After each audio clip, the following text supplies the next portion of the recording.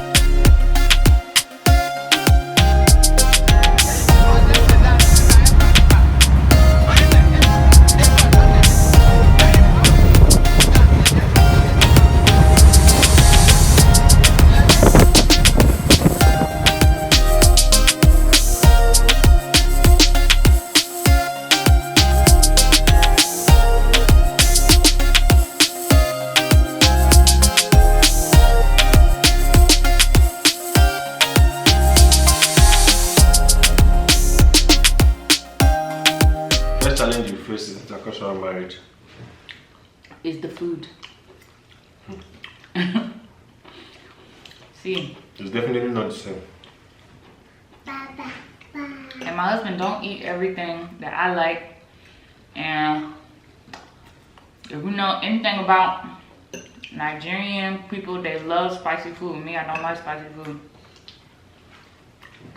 This woman, this is my beautiful wife here. Okay, thank you.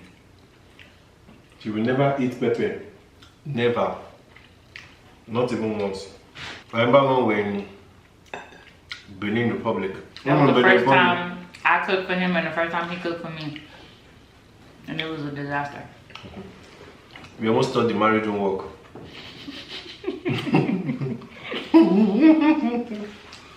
I don't even remember what you made. Oh, was it stew? It was stew. He made some stew. And the stew was so spicy that... If you are familiar with atarodo and tatashi, and mash it up together, put in the tomato, blend it all up. That thing was so spicy, I was coughing. Yeah. She was choking. Like, nothing was helping. The water wasn't helping. Nothing. And then, being it that is my first experience, I was like, what's up? What's going on? You were so confused. Because I didn't lie myself on the thing, like say nothing is up. You don't understand that kind of thing. I just dey follow up. Fine, no man, best face don't red. I said, oh God, something is wrong. And then she ended up not eating the stew at all after that day. As a matter of fact, I added so much water in it. But yeah, and then I tried to make some spaghetti from scratch. I ain't never made spaghetti from scratch in my life. Which I don't understand. Now cook spaghetti that they sell for you. No, they have spaghetti sauce in a can. Wow. And you literally cook the noodles. Me, I do add, I add peppers and onions to mine, but they even have spaghetti sauce that is what you call like chunky spaghetti sauce that has the vegetables already cut up inside. And that's it. You open it, you heat it up, and you cook it. Finish. I don't trust food like that. I've talked about this in one of our Q&As. And yeah, that was definitely a challenge, trying to figure out how to like cook with fresh ingredients. I mean, it's still something that I'm learning, to be honest. But all my life, the only canned food I've had was sardines, and corned beef. Finish. Maybe beans, corn, baked beans and stuff, and sweet corn. That's for the salad. But every food that we have eaten in my house was always made from the scratch. And then, For real. after discovering that, we both cannot basically find it hard in the cooking. Can't eat much of what she likes to eat. She can't eat much of what I like to eat. So we had to come to a balance. Yummy. I think the potato has to be smashed for her. So we had to come to a balance. So. Yeah. That was the first challenge that we had to overcome. Because that was definitely a disaster. And where I'm from, in case you don't know where I'm from Delta State, Agbaro. Yeah. Where I'm from, my parents took the time to, teach me how to cook. Actually learned how to cook at home. Let me tell you, if you praying for a husband, you better add that to your list, okay? Add it to your list of they me. Because if my husband didn't know how to cook, we would both be in trouble. Not to say that I don't know how to cook, because I do, but I'm still learning how to cook the Nigerian African way. Yeah. And if my husband didn't know how to cook, it would be a lot of days where Would have gone hungry. Or she would have been eating outside. We would have been spending our money on fast food. Exactly. And my husband don't like to eat outside like that. I'm not a fast food fan. I mean, every once in a while, sure. But not every day. But yeah. So, what's another challenge you think?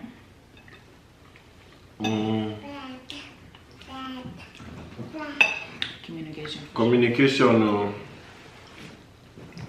Communication. Learning how to communicate. Not only just like communication in general, but like learning how to solve problems together, because Without letting the conflict get in between. yeah, because see, us American women are very different,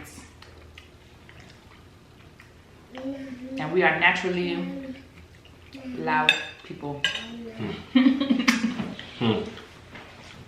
This is a public service announcement to my Nigerian brothers that are looking to marry American women.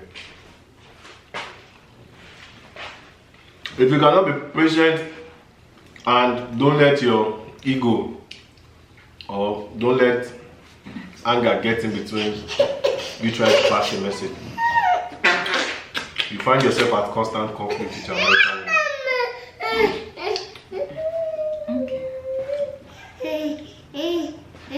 Hey girl, hold on. I'm about to give you some chicken. Calm down. If you don't want it.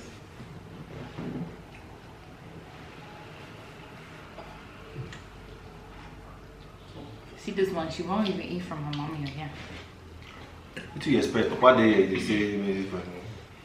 Best way they all their life, you never see Papa. Now you don't day now with the Papa, you expect me to eat for him. Now you wait for him. Anyway, yeah, so that's definitely a challenge though, because not even just that, it's also too because sometimes, like, if I'm saying words like this and I'm talking too fast or something like that, sometimes he may not hear me. He may not hear what I'm saying. Or he may not understand what I'm saying. Sometimes I'll be like, I beg, calm down. Forget that, calm down to my level. So, you know, sometimes you may have to repeat yourself, which, you know, it's okay. Because I know sometimes too, you know, we be like, oh, I don't want to repeat myself. But you may have to. Because sometimes, most times, oftentimes, English is not the first language they speak in their home.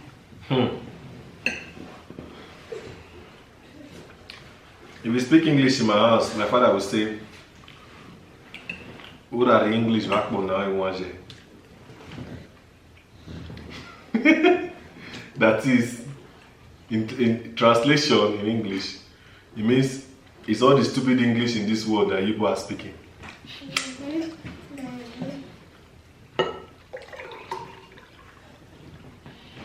Yeah, so when you communicate, you may have to slow down. You may have to repeat yourself. You know, you may have to, you may have to even explain what certain things are, because what was it that we was talking about the other day? Communication, it's not every time that you be like, oh, blah, blah, blah, blah, oh, blah, blah, blah, oh, no. Sometimes you might have to count your words, calm down, understand? That's what communication is all about. You're talking to somebody so that you can get the message across. You understand? And sometimes in getting the message across, it doesn't really mean you have to win the argument. It doesn't mean anybody has to win any argument, you know, it's just communicate.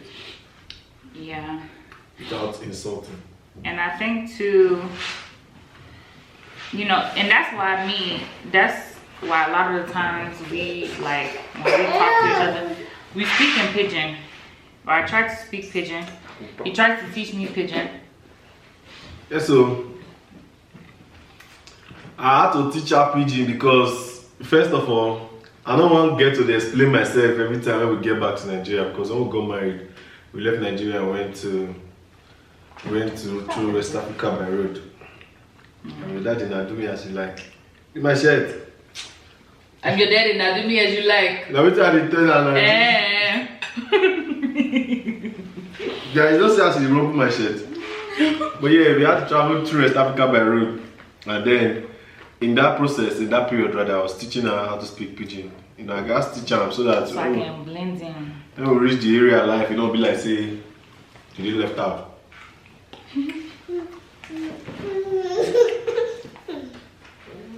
Where? Tomorrow, how can they stress me for you? Start the chop, it's boring. Where bring that rubbish?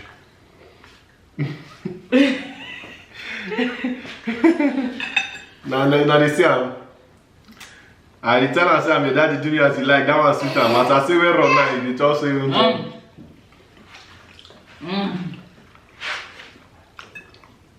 So, yeah, communication. It's hard on the list, but it's easy to overcome. So, what else do you think?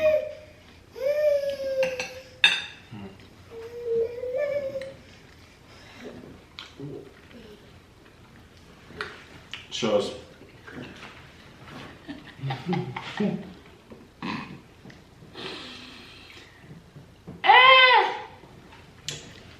What? Exactly. Okay. Yes. I say this all the time, you know, that Nigerian men are very traditional men. So, you know, they really believe in these traditional gender roles. You know, the woman should be cooking and cleaning while the man provides and whatever else, right? But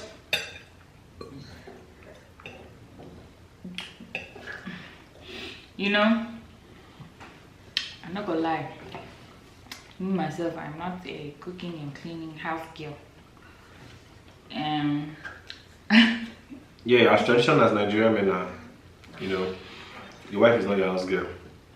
Understand? It's your wife. So, with the cooking and cleaning and everything, you know, every now and then, you step into the room and clean. After all, you were cleaning your house before you marry her. We hope you was cleaning your house before you marry her. Before, no clean your house. That's your business. I didn't say I was done. But that's your business. That's your business. But really though, you should be cooking and cleaning because no matter how traditional of a role it is, that is a everybody thing. You know? And it's like my husband said, your wife is not your maid. No. So, you know, when she can come in the house and or come in the kitchen and see you washing dishes or see you cooking a meal for her or whatever the case may be, the same way that you're gonna feel good about it and happy about it, she's gonna feel that way too. Even more because stuff like that is romantic to a woman, you know? What's in it? It is. You know, like, oh, look at my husband washing dishes. Thank you, baby. Thank you, baby. We had a wash plate too.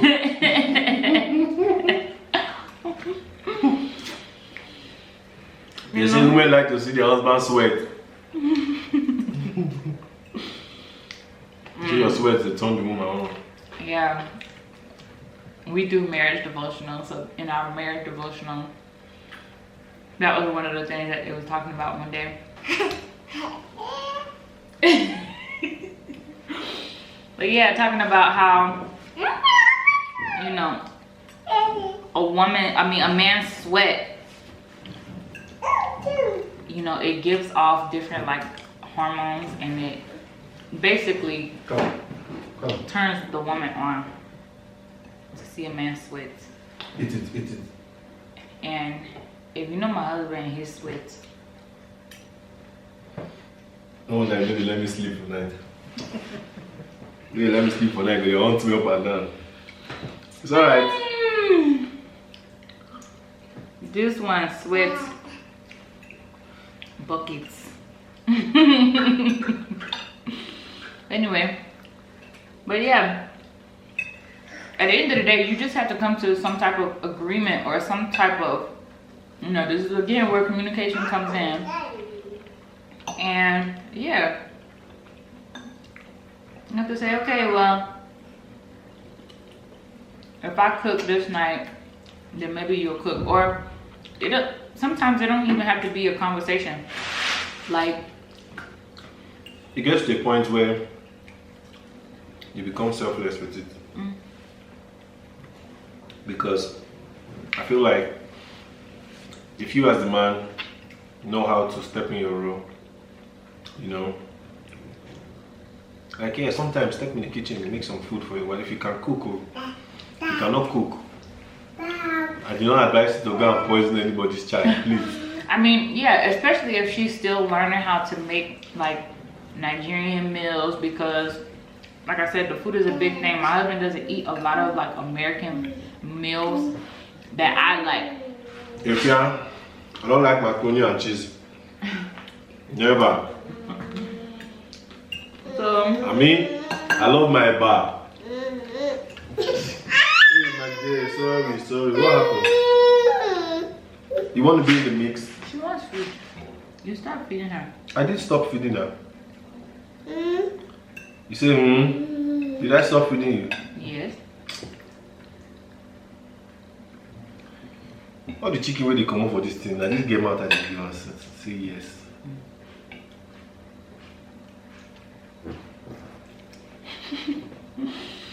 But yeah,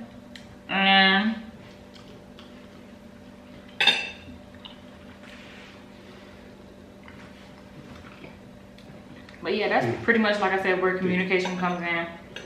And you know, if you the woman, it's like, oh, I'm tired. I'm gonna express yourself. Don't overwork yourself. Yes. And don't let it get to the point where you are so upset that your husband never wants to get into the kitchen or something like that, that you start to resent him. And now, you know, it's causing bitterness and resentment, and you don't even speak up to say, oh, you know, I don't want to be in the kitchen, or I don't want to cook, or whatever the case may be. If he doesn't know how to, it's fine. Some things will compliment for something. I saw this one girl on Instagram who, she's an American, and she married a Nigerian, and she hired a chef. Like after they got married for like 1 week or something, the first week after they got married, she hired a chef to come and cook his favorite Nigerian meals. And really, it's just the thought that counts, you know. You may not be able to go and hire a chef, but okay, there's plenty of like, for real. Tell him, Evan.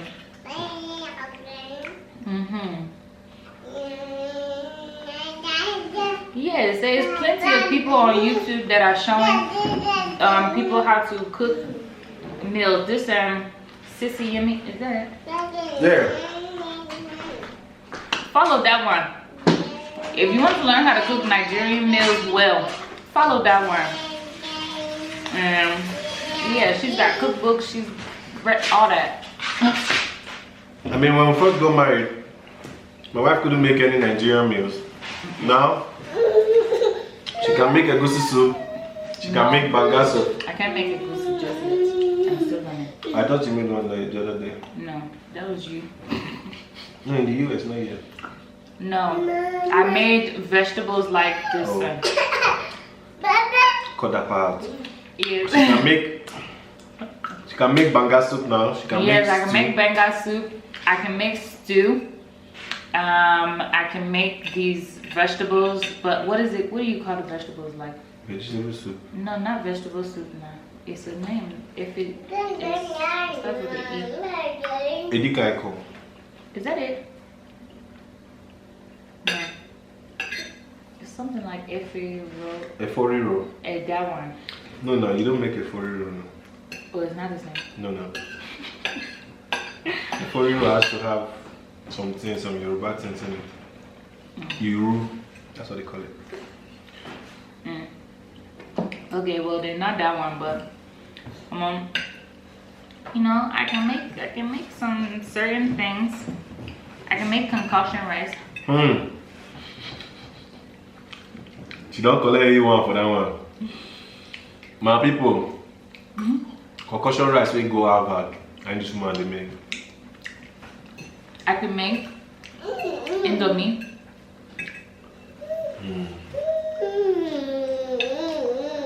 So, Empress, what going for you? she's asking what she wants. So yeah, it's a 50-50 scenario. Yeah, and it's a learning process. If you even know how to cook something, show your wife. Show your wife how to make the things that you want like her to make, or that you like to eat. Yeah. Whatever. Not how to make banga soup.